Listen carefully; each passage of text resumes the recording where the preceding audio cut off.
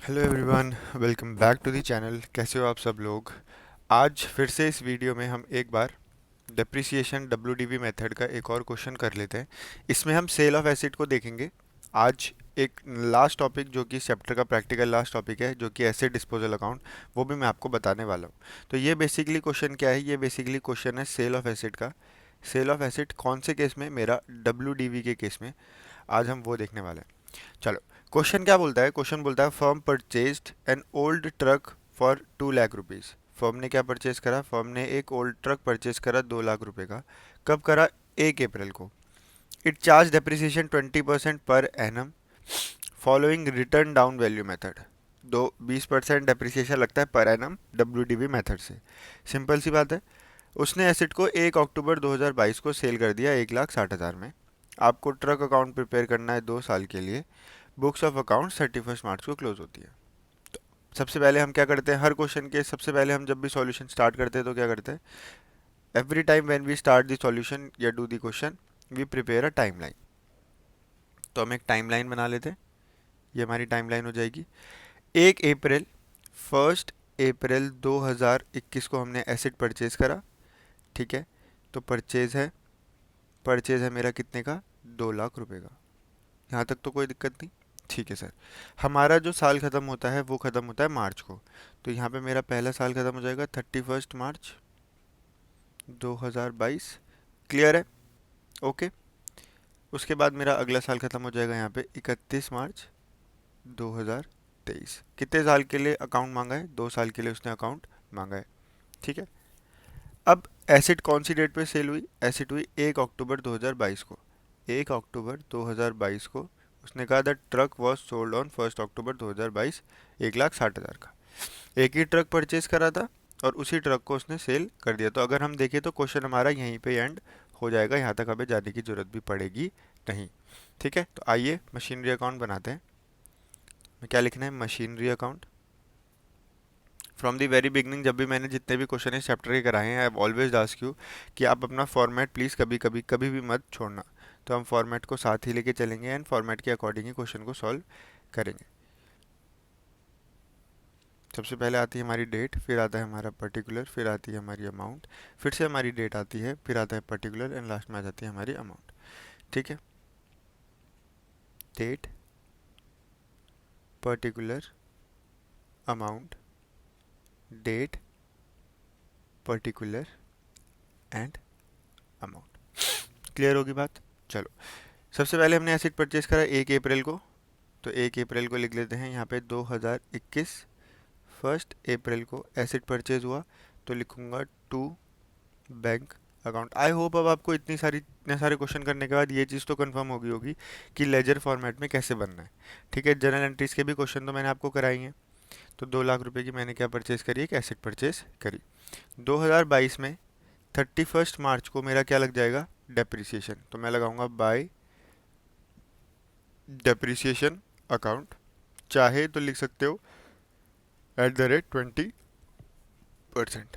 तो 2 लाख का 20% में जब कैलकुलेट करूंगा, तो मैं आपको दिखा देता हूँ यहाँ पे लिख के, 2 लाख का 20% में कैलकुलेट करूंगा तो ये मेरा निकल के आएगा 40,000। ठीक है। 31 मार्च को फिर से है by balance carry down. 2 lakh में से 40,000 हटाऊंगा तो बचेगा 1,60,000। तो पहला साल हो गया। पहला साल क्लियर है। पहले साल में मेरे पास अकाउंट मेरा क्लोज हो गया। अब ये balance carry down next year मेरा कैरी फॉरवर्ड हो जाएगा।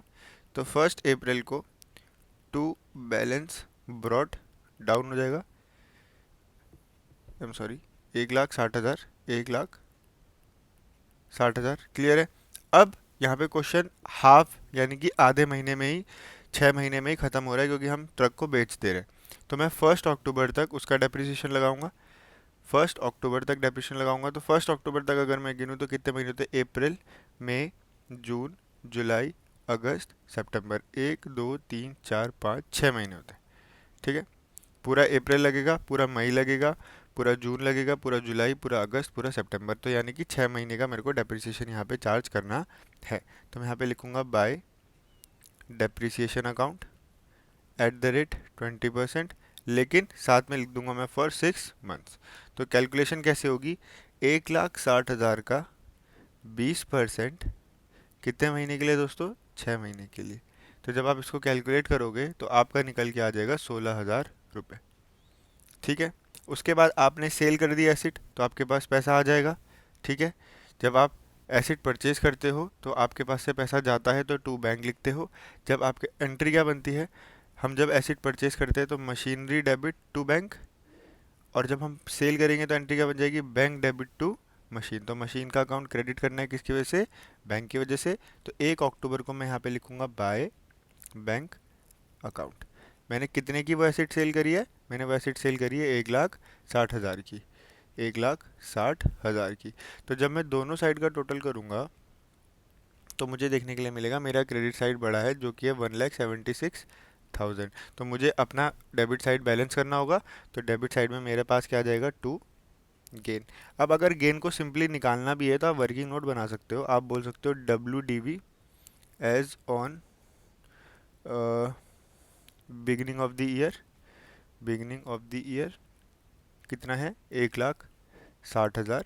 अगर आपको लेजर की फॉर्मेट में कंफ्यूजन है, minus depreciation till date of sale 16,000। ठीक है। तो ये कितना आ जाएगा आपका 1 लाख, ये आ जाएगा आपका 1,44,000, 1,44,000। क्लियर होगी बात। तो ये क्या है, WDV on date of sale minus sale proceed. Sale proceed कितने हैं आपके, सेल प्रोसीड हैं आपके 1,60,000 रुपीज़।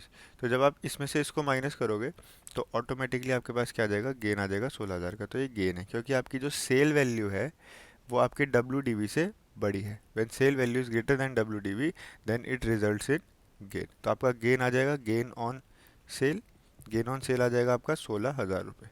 क्वेश्चन इजी था, अमाउंट इजी थी, इसलिए हमने डायरेक्टली कैलकुलेट कर लिया। तो इस तरीके से आपका मशीनरी अकाउंट बन जाएगा।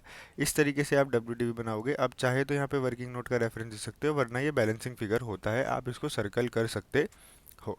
सिंपल सा क्वेश्चन था, समझ आ गया। क्वेश्चन में ज़्यादा कोई ट्रिक नहीं थी, बस आपको हमेशा याद रखना है that you have to always prepare a timeline and then preparing a timeline you can place everything on this timeline, जिसकी वजह से आपको लेजर बनाने में बहुत मुश्किल नहीं होगी। चलो अब करते हैं इस चैप्टर का लास्ट टॉपिक जो कि प्रैक्टिकल टॉपिक है। थ्योरी फिर उसके बाद में आपको कराऊंगा।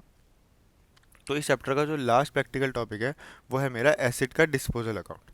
अब सर क्या होता है एसिड का डिस्पोजल अकाउंट, तो एसिड का डिस्पोजल अकाउंट और कुछ नहीं, जो अभी हमने सेल की ट्रांजैक्शन पिछले क्वेश्चन में करी है ना, उन सेल की ट्रांजैक्शंस को हम मशीन के एसिड अकाउंट में ना करके एक अलग से अकाउंट बनाते हैं जिसका हम नाम देते हैं एसिड का डिस्पोजल अकाउंट, बस। तो यहाँ पे क्या लिखा है मैंने, when an asset is sold a new ledger named asset disposal account is open for the purpose of calculating gain और loss of the sale of the asset. जब भी कोई एसेट सेल होती है, whenever asset is sold, हम एक नया laser बनाएंगे जिसका नाम एसेट डिस्पोजल अकाउंट होगा, जिसका सिर्फ और सिर्फ पर्पस होगा गेन और लॉस को कैलकुलेट करना एसेट की। ठीक है।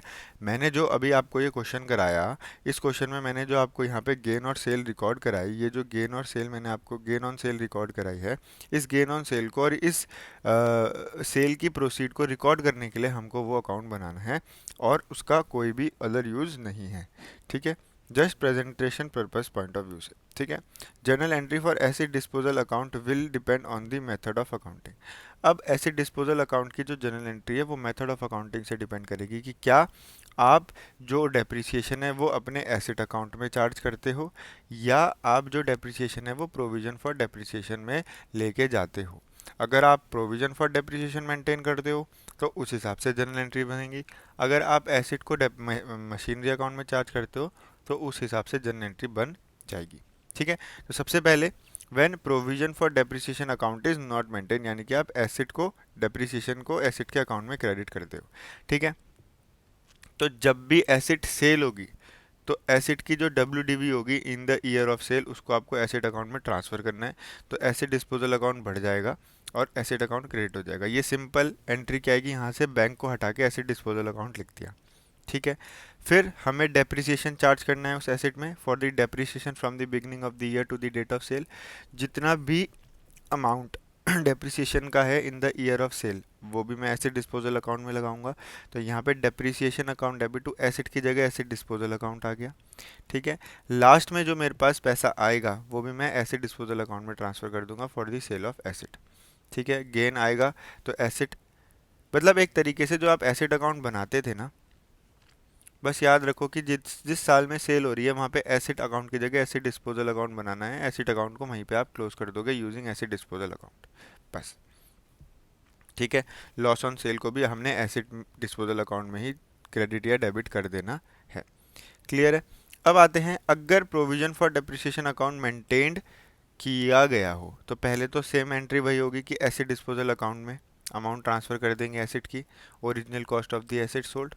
ठीक है, ओरिजिनल कॉस्ट क्यों, क्योंकि हम provision for depreciation account maintain कर रहे हैं एंड जिस साल में हम सेल करते हैं हम उसी साल में उस एसिड का प्रोविजन यूज़ करते हैं। ठीक है, एक्यूमुलेटेड डेप्रिसिएशन यानी कि प्रोविजन डेप्रिसिएशन को भी हम उसमें ट्रांसफ़र कर देंगे। उसके बाद अगर हमने हमने सेल करी है तो cash account debit to asset disposal account, अगर हमें गेन हुआ है तो गेन को हम क्रेडिट कर देंगे, एसिड डिस्पोजल अकाउंट को डेबिट कर देंगे। अगर हमें लॉस हुआ है तो लॉस को डेबिट कर देंगे, एसिड डिस्पोजल अकाउंट को क्रेडिट कर देंगे।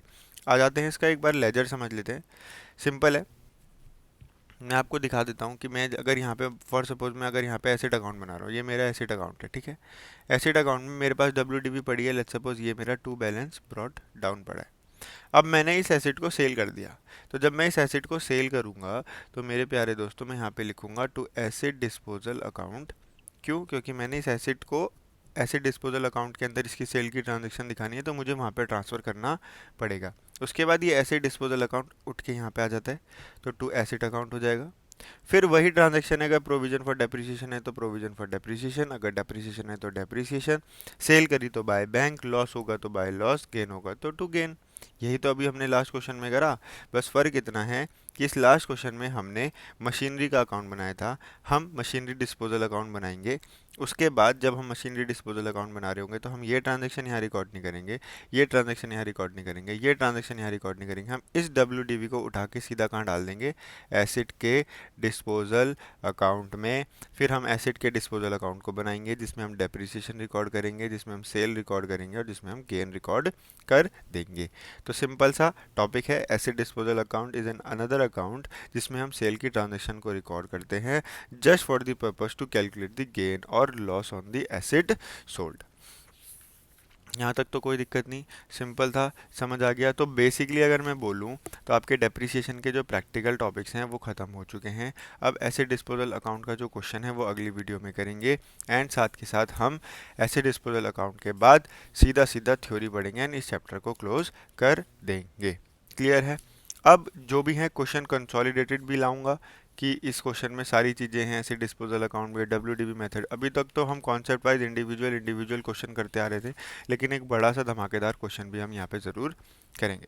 ठीक है, तो आप पुरानी वीडियोस प्लीज़ रिवाइज कर लो, काफ़ी डिटेल डेप्रिसिएशन का रिवीजन मैंने करा दिया है, यहाँ पे एक एक चीज़ एक एक पॉइंट कवर करा दिया है। कोई भी डाउट है तो आप कमेंट बॉक्स में कमेंट करके मेरे से ज़रूर पूछ सकते हैं। मिलता हूँ आपको अगली वीडियो में, तब तक के लिए stay connected, stay fit and stay happy. जय हिंद।